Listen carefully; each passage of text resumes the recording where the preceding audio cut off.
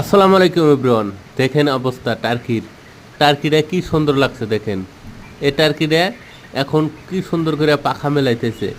আজকে মানে first time পাখা মেলাইতেছে। আমি ঘরের মানে বাইরে ছাইরে দেওয়ার পরে ওগুলো পাখা মেলাইতেছে। ঘরে থাকলে কিন্তু ওরকম পাখা মেলা না।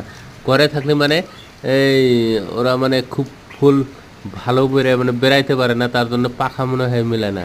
তার জন্য আজকে বাইরে ছাইরে দিছি। বাইরে ছাইরে দেওয়ার পরে দুয়ারে এসে দেখেন সবগুলো এক জায়গাতে হয়ে পাখা মেলাইতেছে। এই বস্তুটা দেখে আমার খুবই ভালো লাগছে।